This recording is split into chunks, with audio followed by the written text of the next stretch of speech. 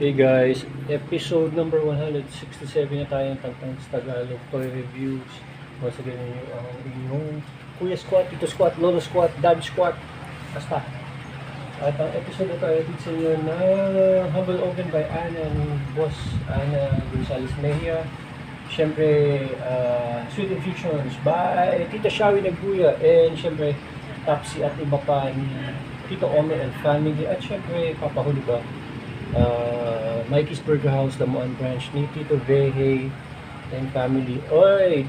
Hello sa inyo, mga salamat sa inyo patuloy na pagla-like, share, and subscribe sa walang kakwenta-kwenta kong channel. Maraming salamat po din sa mga bagong subscribers. At favor naman din sa mga mahilig sa mga toy review at toy review. Pakishare naman sa mga tropa nyo, sa mga family members nyo na mahilig sa mga ganitong content. Salamat po. May hello yun sa mga kamag-anak ko sa US. At ang episode na to, maiba-iba naman.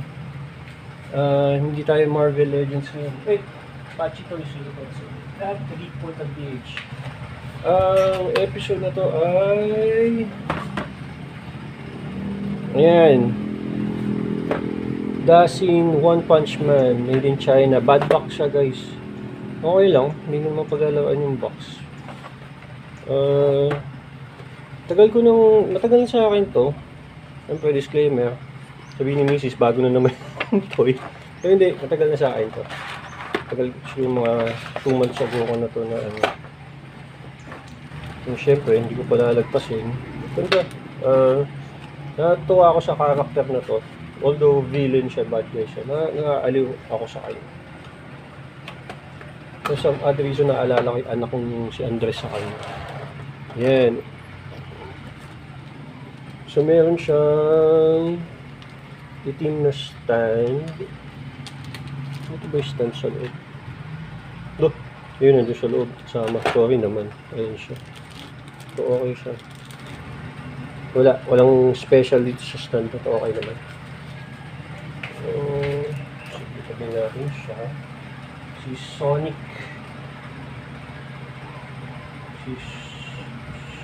Napaka-redundant ng pangalan ito. Super Sonic na something. Basta tawag sa akin sa One Punch Man si Sonic. So, buksan na natin siya. At oriratin natin. Nakuha ko yata ito sa Shopee. Nakalimutan ko lang kung saan ko siya nakuha. Sa Shopee yata. Shopee nga yata. So, meron siyang 1, 2, 3, 4 extra na faceplate. Meron siyang banks, 2 kamay. Yung ninjato niya. Hello, Tito Kaloy and family. Tito Gary and family din. Siyempre pa, kapatid ko si Gory at si Bella. Lulusin nyo dyan. Si Ermat ko din. At sa mga teammates ko.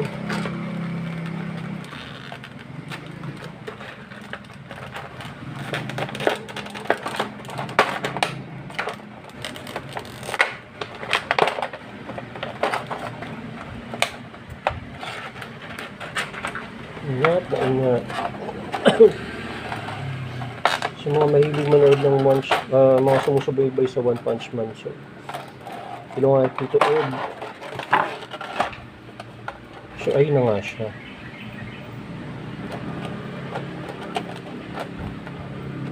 Uy, maganda yung ninja to niya. Kailangan lang, ewan ko merong white ito sa loob. Pero okay naman siya. Kung matyaga kayo mag-ano, para bang mabali? Baka siya mabali. Pero ang mga ninja to kasi, wala talagang ano yun. Wala talagang design niya supposedly. Hindi siya normal samurai sword. At diretso siya, hindi siya curved blade. May shoot ba siya dito? Try natin. Hindi siya masushoot. Hanggang dito lang siya. So, pwede lang siya dito sa isang ito, yung kunyari bubunot siya, ayan, ito siya, para dito siya. Ito, isang buo siya, hindi siya buo. So, dito siya. Meron siyang 1, 2, 3, 4, 5, 6 kaliwat kanan. Meron din siyang ito. So, kasama yung parang ibang Rashin Shuriken yun, parang kay Sasuke. Ayan. Ayan. Meron siyang dalawang separate. Ito, alam na natin ito. Itong kamay na ito. Ayan. Ayan, oh. So, dyan siya. Okay. Magiging favorite. So, yung kamay niya, yung mga naka-grip hands, itong kamay na ito, itong kamay na to ay pwede sa isang kamay. Ayun. Ayan. Ayan siya. Okay.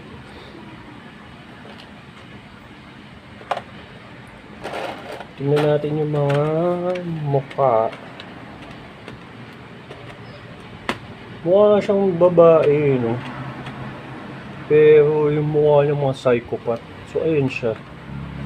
Ayun yung mga mukha niya. Para siyang twisted na Shikamaru. Ayan. Makulit ito, itsura nito. Sige, basta natin siya para masukat na natin si Kumag. Ganun pa. Ito ba ay nati-twist? Ito po ay napoporma. So, okay siya. Pwedeng ganun. Okay. Pwede, maayos. Okay. Ayan, ayan. Ayan. So, sukatin natin si Kumag.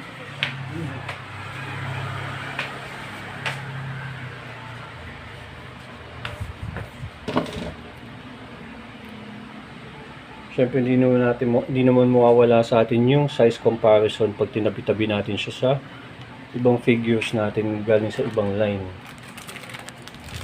Okay. Ang sukat ni Sonic, yung kamay na naka-install sa kanya ngayon ay yung kamao na yan. Yung naka-install sa kanya.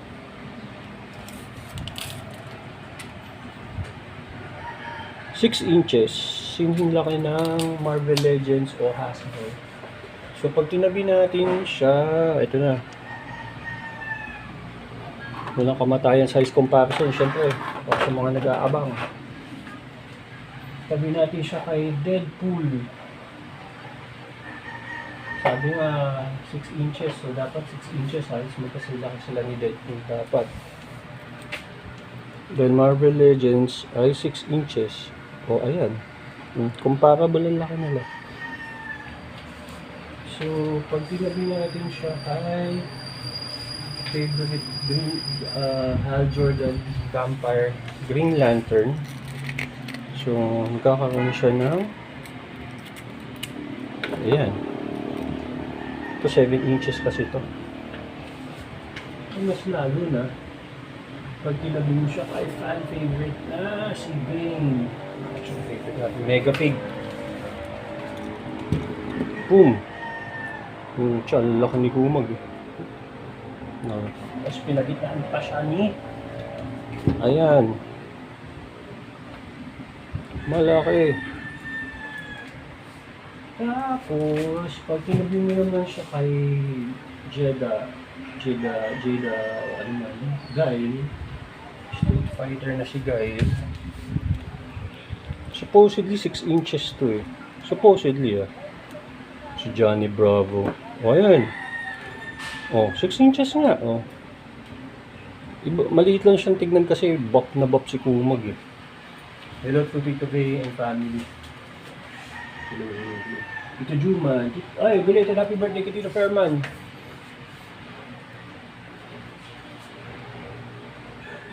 Okay siya. Ito po ay para dito.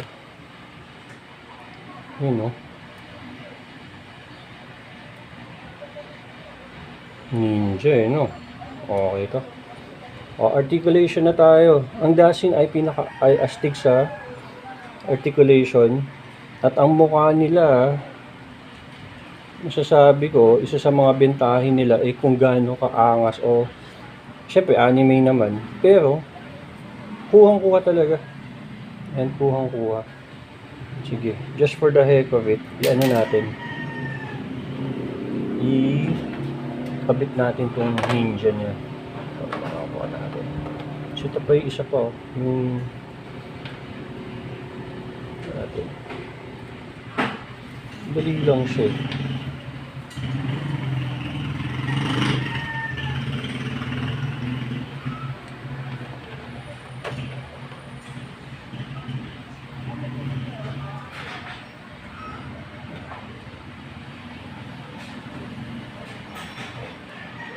Yan o.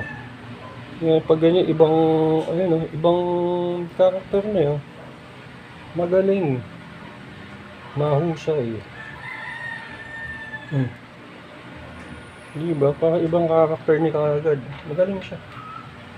So, goodbye ito. Goodbye. Meron siyang 360. Hindi ko nagagawin. Meron siyang side to side. Ito ba top knot niyang tatanggal? Dito. Malamang ito si Andres. May 360 siya dito. Oo. Mahigpit.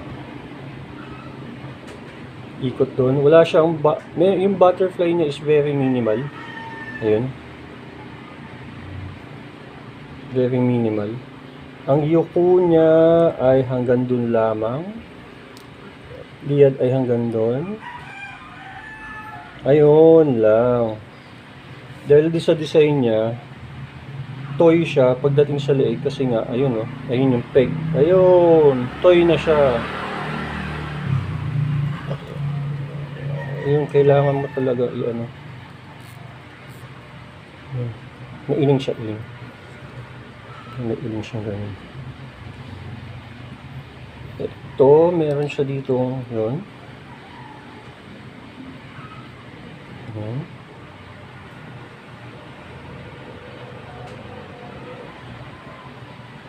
Twist dito at pwede ding magalaw ng ganon. Yes. Ang sipa niya ay hanggang dun lang. Parang hindi ninja. Side, para ding hindi ninja. Ayun lang, dun siya nadali, Brad. Sipa sa likod, mataas kumpara sa harap. Okay.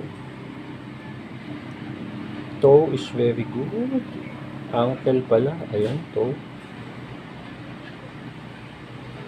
Kaya madami siyang possibilities. Ayun, sipa. Sipa, ganun.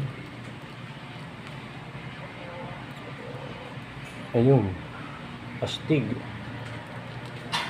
Maganda ang itsura. So, madami ako masasabi, palagay ko magagawa magagandang post dito kay Kumag. Sige, pahawak natin yung sword niya dahil alam ko naman na yun ang gusto nyo mangyari.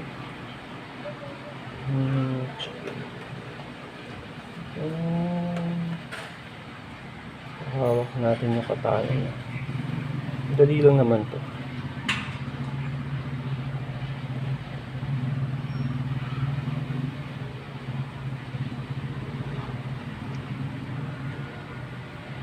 Hindi pala yun. Mali.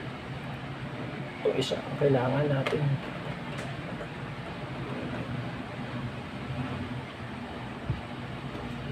Ingat lang, baka maputulan ng peg.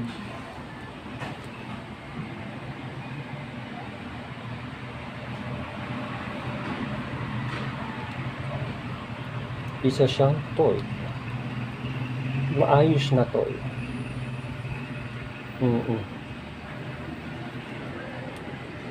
Kailangan lang ingatan maayos siya, maayos siya.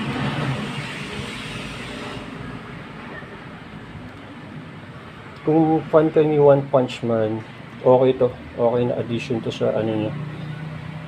Yun, no? Tapos lalagay mo pa ng ganito.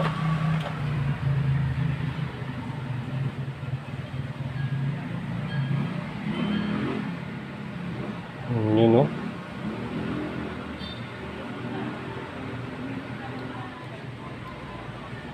Oo, madaming possibilities ito.